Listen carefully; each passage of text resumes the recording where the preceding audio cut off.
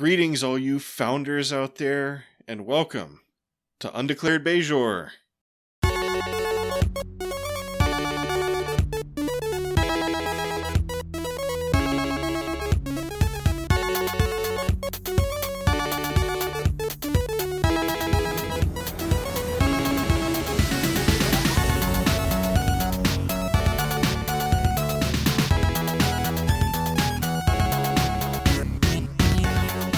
This is Undeclared Bajor, a Star Trek Deep Space Nine rewatch. My name is Fletcher. About to say hello is Data. What's up? Today we're going to recap, discuss, and rate Season 3, Episode 2, The Search, Part 2. Alternate title, Dominatrix, The Dominion Matrix. Okay. Or Odo and the Big Goo Orgy. If you're just determined to get some sex in there. I was trying really hard not to think about sex during a lot of this episode, but the episode wasn't having it, much to my being disturbed. Anyway, our discussion today will contain full spoilers for this episode and the whole series before this episode.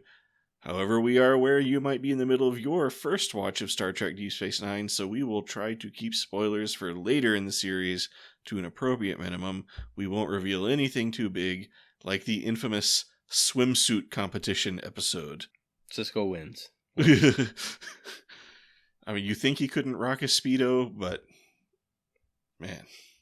Well, better than Bashir. This episode originally aired October 1st, 1994, the same day the Republic of Palau officially gained independence.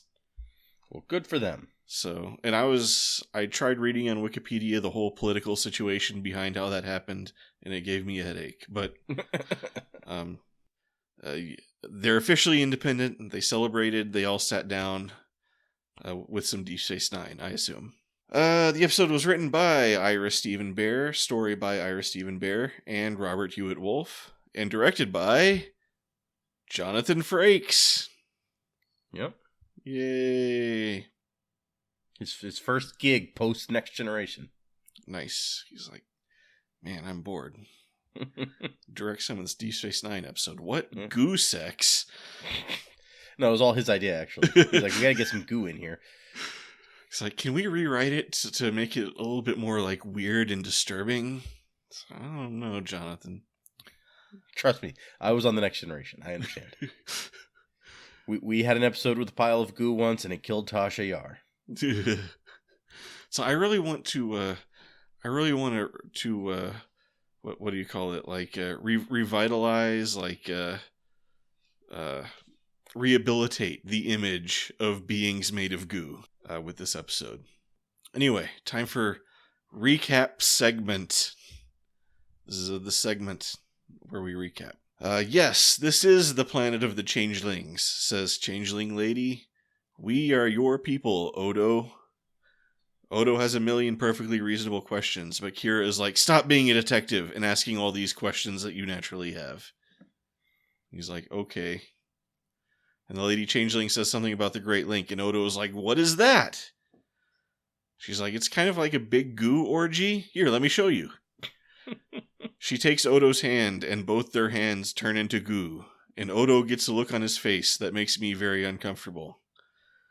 But not as uncomfortable as I got a minute later when he said, I am home, and smiled a smile that is the stuff of nightmares. Burn, Odo. I'm just saying. You to be happy. That was a very creepy smile, Odo. I can just imagine Jonathan Frakes being like, no, creepier. We switch to Captain Sisko on board a shuttle next to a sleeping Bashir. Notably, there are never any exterior shots of the shuttle. A visual cue that we have discussed in a previous discussion. He records a not very cheery ship's log. But luckily, the two are immediately rescued by Dax and O'Brien, who are eager to get them back to Deep Space Nine, where, quote, big things are happening. Yeah, so it's even despite knowing, I guess, well, just never mind. Let's just Okay. because everything that you're like, well, this is weird, but then you're like, well, that's because it's all secretly not real. So Right. it's just. I'm sure we will have plenty to say about this whole situation. Back on Changeling World, Odo hangs out alone in some sort of weird alien garden thing, and that obelisk from the alternate is there. Yeah, there's a thing. One of the mentions in the wiki is like the obelisk or the monolith that is seen several times is almost identical to the monolith from the alternate. I remember that was a fact that was on the wiki when we reviewed the alternate. So we'll see. There you go. And it was brought up. We discussed it then, so I'm recalling it now. Odo is very impatient because apparently the changelings just told them to go wait there or something. Then the lady changeling shows up and tells Kira, "Hey, by the way, don't send any signals from the planet's surface. We don't want anyone finding our secret planet and interrupting our never-ending goo orgy." Our secret planet that I don't remember if it came up. When I watched the episode, I intended to mention it the last time, but I don't know that I remembered to. Like, they fly into this nebula and find the planet, and they're like, it's a planet with no star system. It must be like, it's a rogue planet. And then they're like, oh, it's Class M.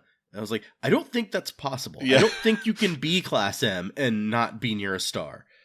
Well, there is geothermal energy, maybe. I don't know. Like, there's a lot of hot springs spraying warmth into the atmosphere. I don't know. I mean, like I mentioned last episode, it does seem kind of close to a star, but not like you can see one kind of often. Yeah, you're not wrong. Not super close, like kind of like Pluto close, but still. So yeah, I don't know how there's plants growing here. Is the point that I was getting to? Oh yeah, that's true. But these plants have purple and orange stuff on them, so you're not wrong. I don't know.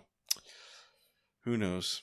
But this really begs a question: like, do they ever intend on letting Kira leave, or Odo? Like, are they just gonna say, "Okay, go home, but don't tell anybody about our secret planet"? Or yeah.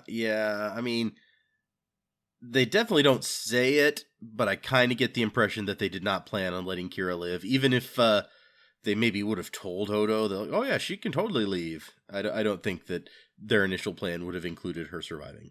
But then the lady changeling turns to Odo, is like, "Hey, are you having fun turning into the rocks and stuff in the garden?" And Odo was like, "What?" She's like, "You have to turn into something to truly understand it, like a rock. You want to understand what it's like to be a rock, right?" And then Odo's like, "That sounds like a bunch of hippie bullshit, but okay." She hands him a rock. He's like, "Turn into this rock." And then Kira's like, "Oh, okay, I'm out of here." She's like, I'm going to go use the secret radio method that I learned and try to contact Cisco.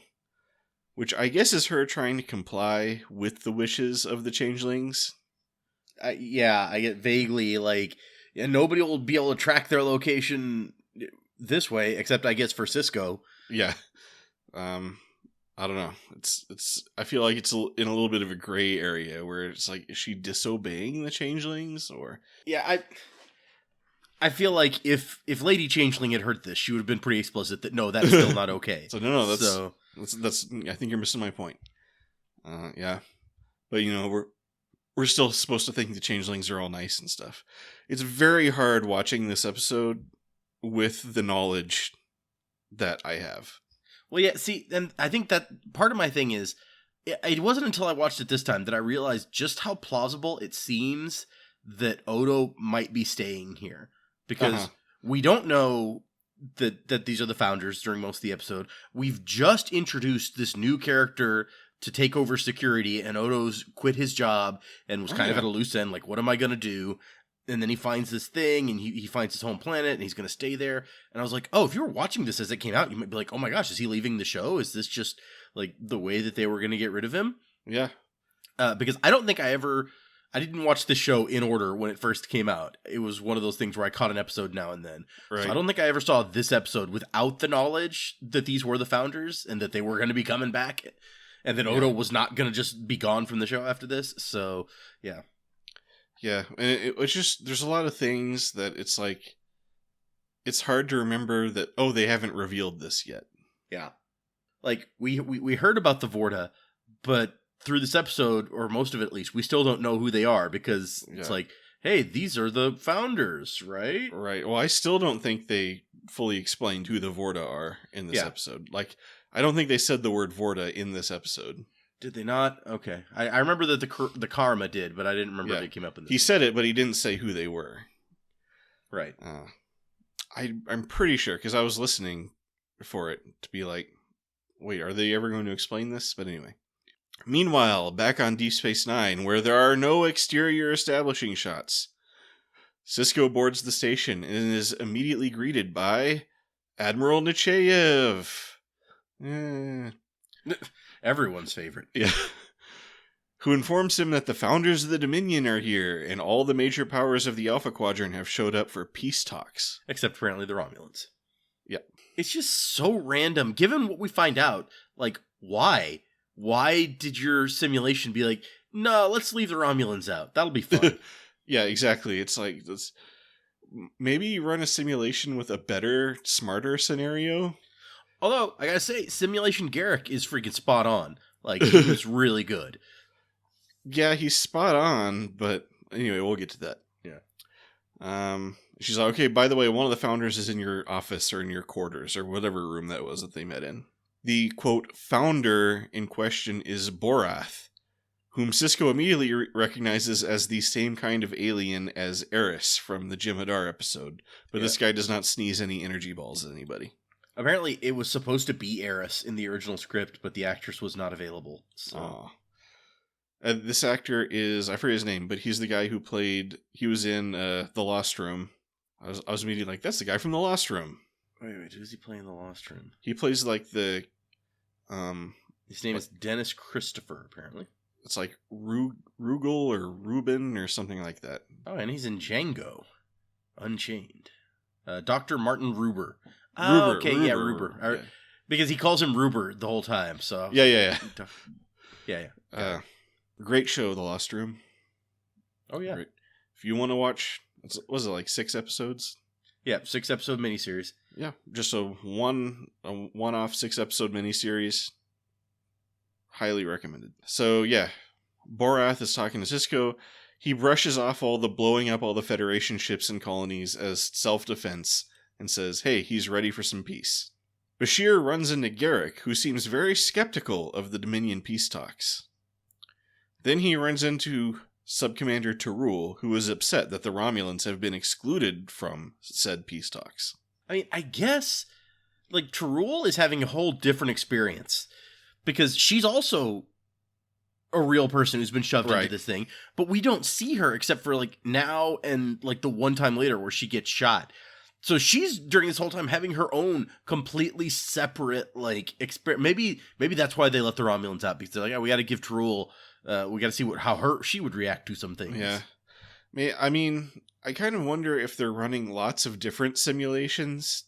And, like, this is just one of them that we're getting to see. I don't know. On the Changeling planet, Kira finds herself unable to transmit her signal to Sisko due to some kind of subterranean power source. Then Odo shows up and starts complaining that he's tired of shapeshifting into rocks. And he's like, I gotta go regenerate in my bucket. I wasted all day turning into rocks. I don't understand what it's like to be a rock any more than I did before. Sisko asks Nechayev why the Romulans aren't included in the peace talks, and she's like, the founders wanted it. Plus, the Romulans, they kind of suck. Besides, we won't have to worry about them much longer, if you know what I mean. Wink, wink. I just love, he's like, wait, they suck more than the Cardassians? And she's like, I don't know what to tell you, man. I mean, that's what the founders said, so what you gonna do? Odo has a sit-down with the female changeling who explains a little of their history. So they used to be space explorers, but the solids were mean to them, so they found this hidden planet, and now they just hide out. And to explore the galaxy, they sent out 100 babies to go explore, which makes perfect sense. 100%. And also, like, they don't expect them to come back for hundreds of years. Right. And Odo was the first one to come home because of the wormhole, which, does that make sense? Because, like, okay, so did they send him... Where did they send him? This is my question. He was found in the Denorius Belt, Right. which implied that he had come through the wormhole. Right. So, because this makes it sound like they sent him out and he floated through space for hundreds of years and just wound up in the Denorius Belt where the wormhole happens to be. I mean, maybe they just, like, shot him off into space in that direction, and then it just coincidentally happened to, like, be through the entrance of the wormhole, and he flew through there and then, like, bumped into something in that asteroid belt and stopped. Sure. I mean, so, okay, his journey was supposed to be much longer, but the fact that the wormhole accidentally sucked him up and spit him out at a planet right there shortened his journey.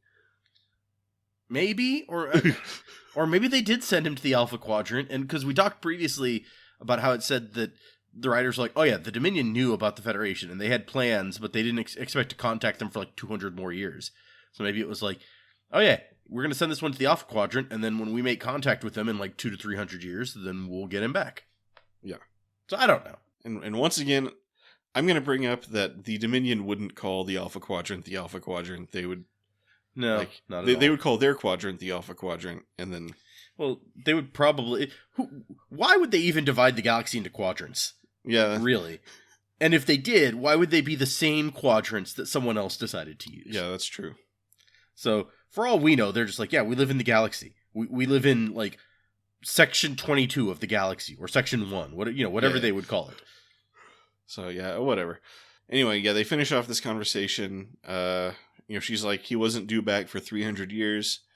And he's like, whoa. And then they end the chat by doing a big full body link where we get more disturbing Odo face acting. Then Kira shows up and starts talking to various trees and rocks and stuff, trying to find Odo, but has no luck. Probably because he's a bird. Yeah, or something. Or he's still in that goo puddle with that lady. I don't know. So yeah, she heads off to find the source of the interference and finds a locked door, which baffles her because, in her words, why would shapeshifters need a door? But why wouldn't shapeshifters need a door? Like, I mean, I feel like there's nothing about a door that is unique to, like, a humanoid creature. If you literally spend all of your time in a giant puddle of goo that, like, covers the whole planet, you wouldn't need a door. But, I mean, you might still have stuff for, rooms and technology and stuff. I mean, you'd want a door just to protect it from the elements. My question was honestly, like, so they were a spacefaring race. They decided to come here and do this. It's like, where are their spaceships and stuff? Like, yeah, exactly. I mean, do they not have a way to get off the planet if something happened? Yeah, I'm sure there's like, I'm sure they have like big hangars somewhere with their spaceships. And then those hangars all have doors. Like, I don't know. I kind of wonder why they decided to land on this exact part of the planet anyway. Or I guess it's Odo's like special, like, close encounters of a third kind being drawn to it made them land there. In my brain, it was like literally the only place that there was land and not goo puddle, but I don't know if that's ever actually said. Or maybe that's said at a different time, or I don't know. When we see the goo puddle in this episode, it actually looks like kind of a small lake, but... or at least that's what it looked like to me. This was an especially blurry episode, I felt like. Yeah. Back on Deep Space Nine. A happy Quark serves drinks in a bar bustling with Jem'Hadar patrons. He shares his dream of all races of the universe coming together in peace and harmony to gamble at his bar. Hey, it's a nice dream, Quark. Yeah, you know what? I'm all for it. Then a Jem'Hadar randomly starts beating up Chief O'Brien. He was like, what? A guy? Punch, throw. It was weird. Like, O'Brien is sitting in his chair, and this guy, like, bumps into him, and he's like, you're in my way, I'm gonna beat you up. I was like, but that's a chair that's sitting at a table. Like, why is that in your way? Weirdly, Michael Eddington is not disturbed by this. This alien beating up a Starfleet guy. No, he makes it pretty clear that they are allowed to do whatever they want, and you deal with it. But, I mean, you'd think he'd be a little... Even if those were his orders, you'd think he'd be like, wait a second, this is a little weird. Instead, he's just like, just keep your face away from that guy's fist. Jeez. We don't know him very well at this point, so... That's true. He could just be a real weirdo. I don't know. At dinner, Sisko expresses to Jake his feelings of being out of the loop of the Dominion negotiations. Then an angry Dax storms in, announcing that she's been transferred off the station. So Sisko gets pissed and goes to Borath and Nechayev and demands to know what's going on. Nechayev is like, oh yeah, we're giving the Dominion the wormhole and the station and Bajor. But don't worry, you're getting a promotion. But somehow Sisko is not happy with getting a promotion, and there's apparently they just gave Bajor to the Dominion without even asking the Bajorans about it. Yep. They're like, yeah, we don't think they're going to have a problem with it. Yeah, it's like, yeah, they'll be fine. Kira is sitting around in the Arboretum when a bird flies up to her and turns into Odo. Apparently being a bird is way more fun than being a rock. I could have told you that. Yeah, for real. I would just skip the rock phase, but I don't know. Odo tells Kira his intent to stay around for a while. And then Kira tells Odo about the door, and Odo's like, a door? What? How could there be a door? A thing that closes and opens? That doesn't have a million useful uses for a shapeshifter. Anyway. Maybe they want to practice being a door so they can understand what it is to be a door. Yeah, exactly. You ever think of that? It's like, I know my people, and they desire to crave the knowledge of the essence of a door. It's like, did you say hello to the door? Anyway, then we get what would be the best scene in the episode if it was real, where Sisko is drinking coffee in the Replomat and is joined by Garrick. And then we learn also that the Bajorans have teamed up with the Romulans in opposition to the treaty. And then Garrick's like, sucks that we can't break our orders and do something about it. And then Sisko's like, yep, sure does. And then Garrick's like, mm-hmm. And then Sisko's like, yep. And they just keep going back and forth like that. And finally the scene is interrupted when Tarul runs up, seemingly with some urgent thing to say or something. But she's immediately gunned down by Jim Hadar, who Sisko understandably fights, but then he gets arrested and thrown in the brig. Then Garrick and Bashir and Dax go to rescue Sisko from the brig, and Garrick pulls the, hey, look at that trick on Michael Eddington, and just, like, knocks him out with a hypo spray. Eddington is, like, so smarmy. Seriously, like... You don't feel bad when he gets hypo sprayed. But yeah, so they all team up. Dax is like, hey, let's load up a bunch of torpedoes onto a runabout and go blow up the wormhole. And they're like, yeah. That's how that works. Apparently. On the way, they get ambushed by Jim Hadar, who Garrick tricks with a variation of the captive Wookiee ruse. Yeah. Honestly, that may be my favorite part. Where it's like, oh good, the plan is working. What plan? Well, you see, first, I pretend to be on their side, and then I shoot you. And I was just like, wow, that's... And then I shoot you. Very slick Garrick moment. Yep. Which, I understand how that worked on the first Jim Hadar, but then the second guy who just stood there and watched that... He wanted to see the rest of the plan. He was like, okay, I'm with you so far, then what happens? Are these supposed to be like the elite warriors of the Dominion? Well, they're not really here, so... True. Everything is explained by it's not real, which annoys me to no end.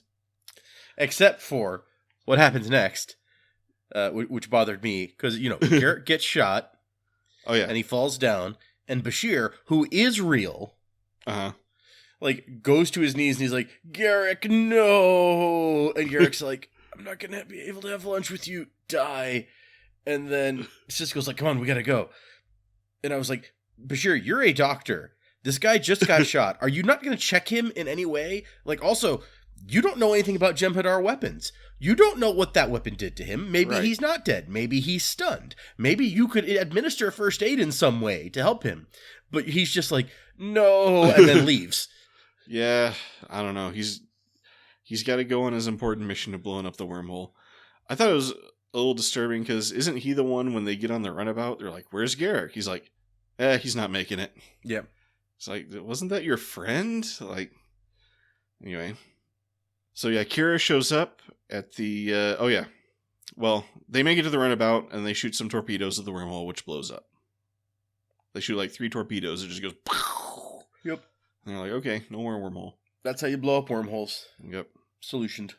Then Kira shows Odo the mystery door, and Odo notes that the lock is designed to keep something in, not keep someone out, which, how can you possibly tell that?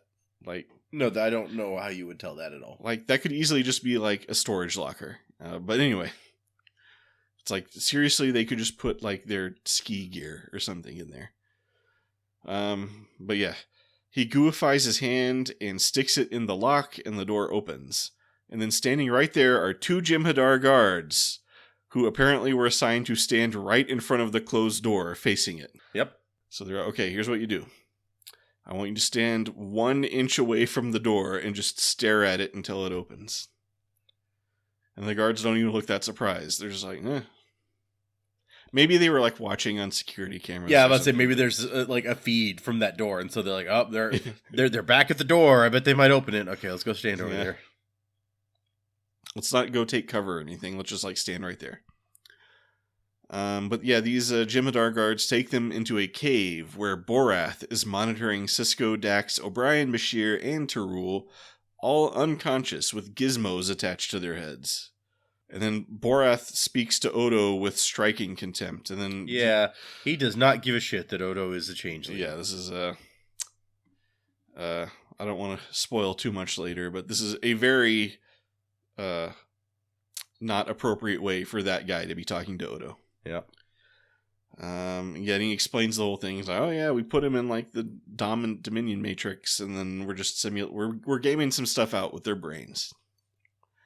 Or whatever. And we're like, oh, okay, I'm glad we spent like 30 minutes on all that stuff. Yeah, apparently that's a popular complaint about the episode, because there's mention of it in this thing. So yeah, people were upset that they spent all this time on what seemed to be the main story of the episode, with like Kira and Odo kind of being a B story. And we find out that main story wasn't anything actually.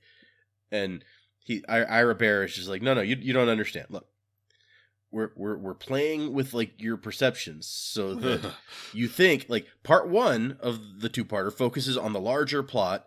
And then part 2 seems to be doing the same thing, with Odo's story in a subservient position.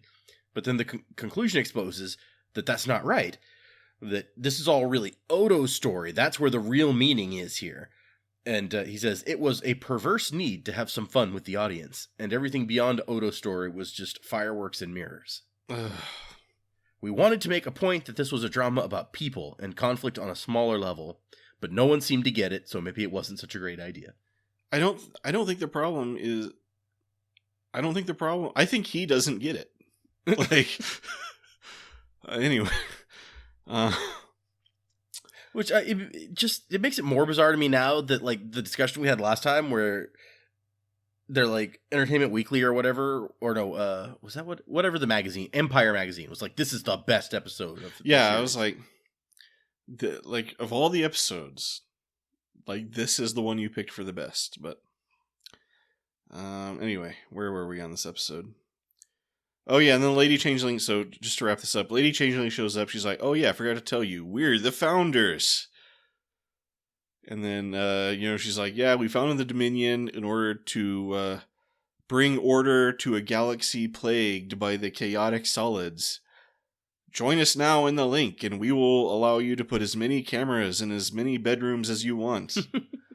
But I was like, no, I don't need a link. I already have a link called friendship. Join me, and we will rule the galaxy as father and son. Well, as 2 changelings that do a weird sex thing. We will melt into a giant goo puddle and rule the galaxy. Anyway, Borath's like, well, we can't allow you to leave, but the founder's like, nah, let them go. No changeling has ever hurt another. We can't, we can't hurt Odo, I guess, so, we'll just let them all go. I wonder if it would be hurting Odo if they were just like, no, we're not going to let you people leave. Defiance blown up, we blew up your shuttle, so yeah. I guess you can hang out. I mean, yeah, it's like, good luck leaving. I mean... yeah, good luck sending any signals. We got our underground power source. Anyway, I'm just going to be in the big, lake thing, so... If you change your mind after your friends are all dead, let me know. And there's nothing around here they can eat, just letting you know. All poisonous, actually. Yep. So anyway, Cisco and the rest all wake up. They're like, "Hey, what's going on? Were we just in some kind of huge time-wasting simulation plot?" And then they all beam away. And then Odo has a final chat with the Lady Changeling, where he's like, "You know what? Being an outsider isn't so bad." And then the Founder Lady's like, "Well, I'm sure we'll meet again. That Alpha Quadrant looks mighty chaotic." And then she just kind of like melts back into the link. And then Kira shows up, and there's this weird little intimate moment with Odo where she presses his comm badge and beams them both up. Yep. Like, what happened to her comm badge? Was that ever explained, or was she just like doing a thing? I don't know. I don't remember if she had it after like getting shot last time and stuff. Anyway, the end. Good times. Good times. Yeah. Just okay. I mean, does Ira Stephen Bear understand that like nothing of consequence happened in the entire simulation story? Like, it was all a dream, and like, it's like the end of American Psycho, where it's like no new knowledge can be gained. I gain no deeper knowledge of myself. Well, I guess the result is that the Dominion's like, okay, this confirms for us that we're not going to have peace with them because of this one simulation we ran. They will react negatively to us coming in and taking stuff over. Got it. It's like they don't like us taking over stuff without their permission and leaving the Romulans out of our peace talks and whatever. Well, because really, if you'd brought the Romulans into the peace talks and you signed with everyone, then no one would have been left for Bajor to side with against the Dominion. And so she was like, all right, because, okay, honestly, I do have to say that it is a dick move to be like, yeah, Dominion, you can have Bajor without even consulting Bajor. But at the same time, this is not a Federation planet. The Federation actually has no, other than Bajor has asked them to come and help, the Federation has no jurisdiction to give or not give Bajor away to anybody. Yeah. So, as part of their treaty, they're like, okay, we're pulling out of Bajor, and we're, I guess, giving you the station, which is Bajoran property, so they shouldn't be able to do that. But, given that they handed away a bunch of their own colonies with their own people on it to the Cardassians for peace, that wouldn't be a big give to me, is to be like, okay, well, we will leave Bajor, and you and the Bajorans sort out what's going on here. Yeah, who is negotiating these treaties? We need to evaluate these guys. But also, I'd like to point out that so Garrick isn't real. Garrick initiated everything. Like, this whole thing was Garrick's doing. So it's like they simulated their own problem. Yeah, that's a fair point, because who knows if Cisco or any of them would have done any of the stuff they did without Garrick being like, hey, Cisco's arrested. Maybe we should go and do something about that. Yeah. Yeah, exactly. And it's like they really seem to put these guys in the situation where they had no other choice but to do what they did. I mean, they could have just left.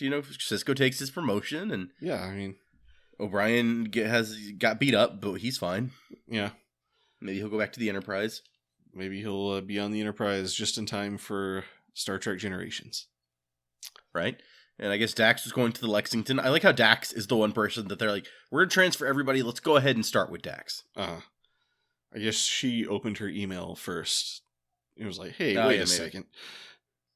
Okay, and another thing that kind of bothers me about this episode is, isn't taking prisoners here kind of like the Army taking prisoners to the White House? Is this the only facility the Dominion has? That is a good point, yep. Or did they intend for Odo to eventually find these people? Maybe when Odo finally joined in, they're like, and your first task to prove your loyalty is to execute these. Yeah. These so-called friends. You can't liquefy and goo up with them. They're useless to you. Also, they also brought the Defiant here, because why not? Yeah. Yeah, I guess the Defiant was in orbit. I was really confused about, like, what was going on. Which was also a thing, because I was like, so if they did let Kira leave, she would immediately see the Defiant as soon as she left, if it's just in orbit of this planet. Come to think of it, this whole timeline is weird. Like, did the Defiant get there before or after them? Like, they didn't see the Defiant when they flew to the planet, right? And not as far as we know, although Odo was not paying that much attention, I don't feel like. Well, yeah, could be. He was flying. Maybe Kira would have noticed it if she wasn't so, like, wasn't recovering from getting stunned or whatever. Yeah. Well, it's also, like, the timeline is weird in general because I guess, much more time passes in the simulation than in the real world because I'm pretty sure Kira and Odo weren't there more than a day or two, but when we see Sisko at the beginning of the episode, it's like, we've been in this shuttle for 6 days. Yeah. And so I don't think they've been there that long. Although we don't know how long it took them to fly there, to be fair. Oh, that's true also.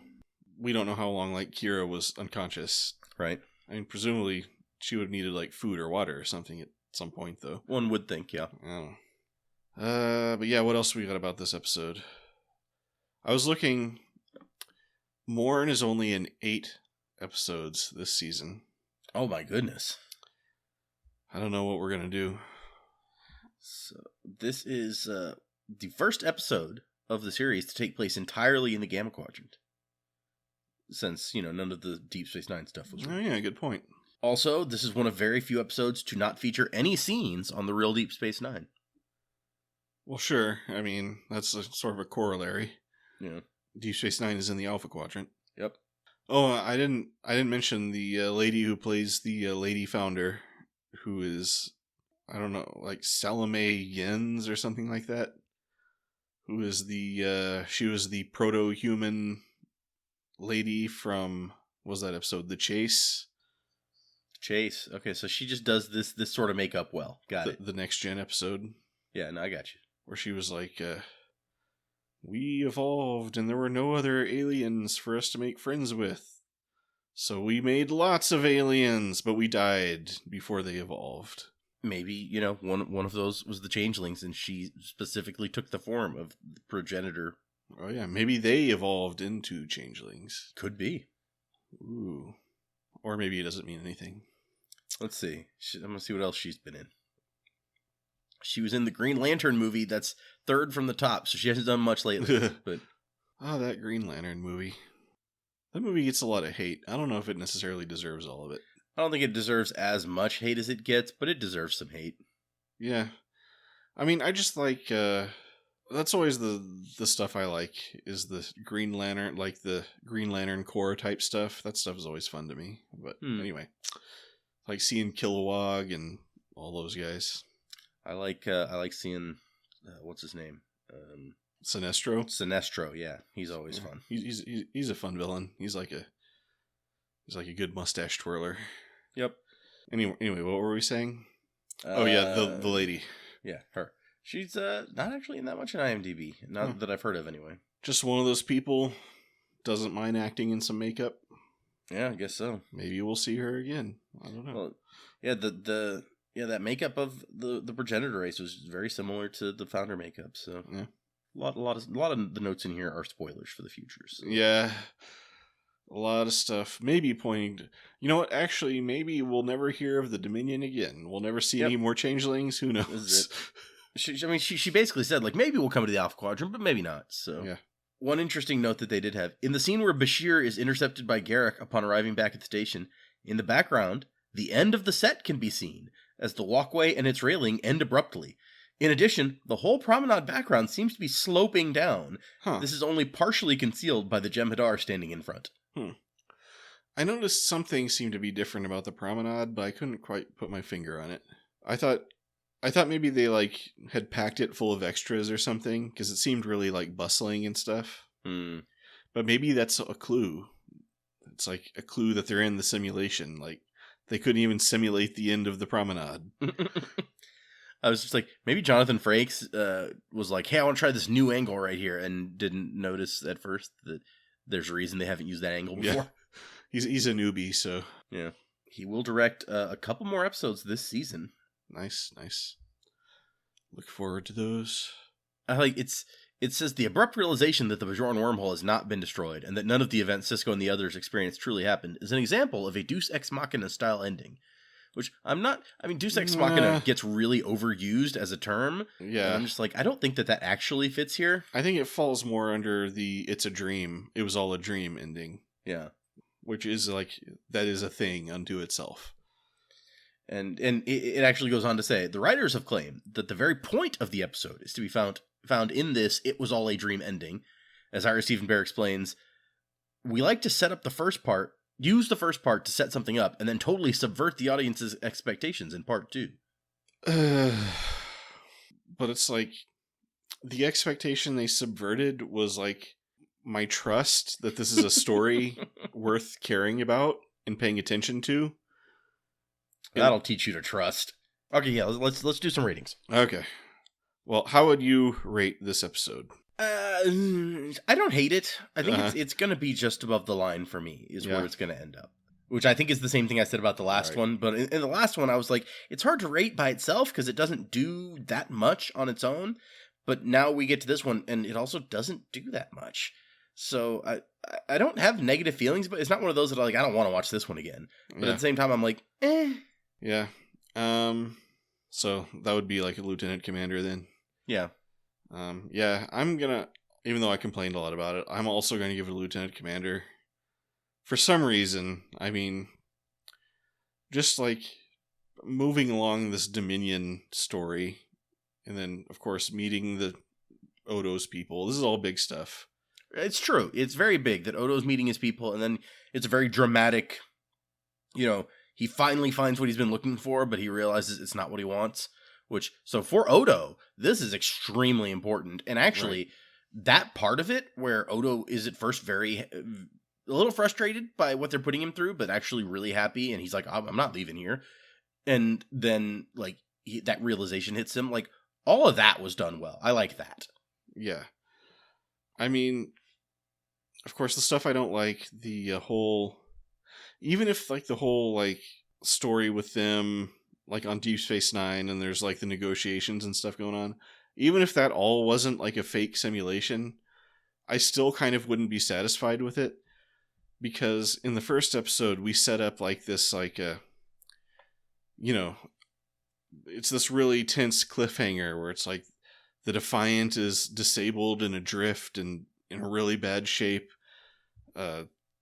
O'Brien and Dax are down on that planet, and who knows what's happened to them. And it kind of promises, oh my gosh, how are they going to get out of this situation? Yeah, and then you're like, they did. Yeah, they're the Dominion, they just let us go. They let us go home, and now we're having peace negotiations. Yeah, that's what I started to talk about at the beginning, where I was just like, it feels so anticlimactic for not only the Dax and O'Brien story, but the Defiant story. Just be like, oh yeah, none of that mattered. We're good now. Yeah. So yeah, I'm putting it above the line just for its its importance for those ongoing, those kind of serialized story aspects that we were talking about. My complaints about it, I believe, are now well documented. Even though there were some I love seeing Garrick. Kind of makes me mad that Garrick wasn't real. Yeah, right. He such a good simulation of Garrick. Yeah. Even Quark was pretty spot on as Quark. So yeah, it's they really put time into crafting that Garrick character in the simulation. I'm assuming they somehow use their own minds to create the characters or something. I don't know. So Bashir's and then Garrick would be right. He'd be now I shoot you. But see, if any of the stuff on DS9 had been real, this would be an extremely frustrating episode because none of our main characters are involved in the important things happening on Deep Space Nine. It's all behind closed doors. We only find out about it after the fact. And it's Cisco's scenes on DS9 are all him sitting around somewhere and chatting with someone. I'm just being it's what's going on? I don't get it. Him whining to Jake, him whining to Garrick. Yeah. All this stuff. Yeah. I gotta disagree with Ira Stephen Bear on this, on his whole analysis of this whole thing. But I guess I feel glad at the end that Garrick isn't dead. Right? Yeah, that's a plus. Although, he could have just been shot and stunned, like I said, so he wouldn't have had to die either way. Even if I was watching this on the night, I still don't know if I would have believed Garrick was dead when I saw that. Also, the whole thing kind of had this feel of unrealness, the way some of the characters were acting, the way Nechayev is just oh yeah, the Dominions are very best friends now, and then Yeah. Like, Eddington is like, yeah, stop getting punched by the Jem'Hadar. What are you doing? Like, this doesn't seem quite right. That boy ain't right. Oh well, we're into the season 3 now, though. So, and the Defiant didn't get blown up, so Yeah. that's probably going to come back. That'll be good. yeah, we might see that Defiant come back. I don't know if Tarul's taking that cloaking device home with her. I guess we'll see. So, see any other segments we can do. What episodes of other shows aired the same week? Oh yeah, I'm sure there's a blog somewhere that like meticulously documents every TV show that came out. Probably. Palau got Independence. Let's see. What Simpsons episode was this week? Oh yeah, That's the important question. pretty early, so it might be like a Yes. Treehouse of Horror, or I guess they usually hold the Treehouse of Horrors till Halloween though. So this would have been October 2nd was Itchy and Scratchy Land. Ooh, good episode. That is a good one, yeah. Good The episode. John Schwartzwelder episode. I mean, just from this era, there are very few like not good episodes, but Yeah, that's true. I was just looking, I'm like, well, the one right before that was another Simpsons clip show. yeah, So that wouldn't have been the best one, but yeah. But after that is Sideshow Bob Roberts, Treehouse yeah. of Horror 5 with the shinning. Ooh, utter classic. Yeah, Itchy and Scratchy Good Land stuff. has got a lot of classic quotes, classic scenes. Yep. Oh, Itchy and Scratchy Land is the Bort episode. It is. That is Bort. That's like It's one of the a- most iconic Simpsons jokes ever. Well, and it's also Westworld in the last few years, very popular. It's the Right. Westworld episode. So, yep, nothing can possibly go wrong. Possibly go wrong. It's the first thing that's ever gone wrong. My son's name is also Bort. Sorry, hey, you talking to me? No, my son's name is also Bort. And then it's like, we are out of Bort novelty license plates. And is that the one where it's like, Marge Simpson, your son has been arrested. Marge Simpson, your older, fatter, balder son has also been arrested. Oh, now I gotta go watch that episode. Oh man, did you see that?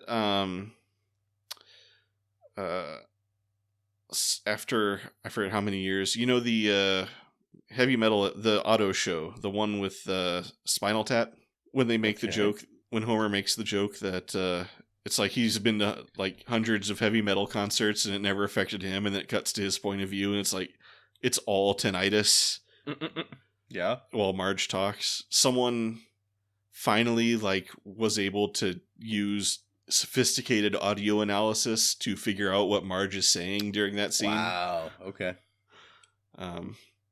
Which I think they was talked about in the DVD commentary for that episode, where they were like, yeah, I spent a lot of time writing this line and then we mixed it down to where it's impossible to hear what she said. Well, we showed them. Yep. Go fandom. Technology is revealing all kinds of mysteries these days, I guess. And now I'm gonna look up. I'm gonna do like a marathon of just the John Schwartzwelder episodes. He's got some good ones. He wrote a lot of episodes though, so Yeah, he did. I'm looking at the list. that's gonna be now. quite I'm a ready for this. marathon. So that was the Simpsons segment. Yep. There you go. Great show. Anyway, so ready to wrap it up? Yep. That does it for us today. If you made it this far, thank you for listening. As always, check out the description where you may find links to interesting things. I'll find some clips from that Itchy and Scratchy Land episode. Nice. Such a great episode. I'm Fletcher. About to say goodbye is Data. See ya. And then until next time, do not forget to kiss that negus stick. Yep, we're sticking with it. Kiss the stick. Kiss the stick.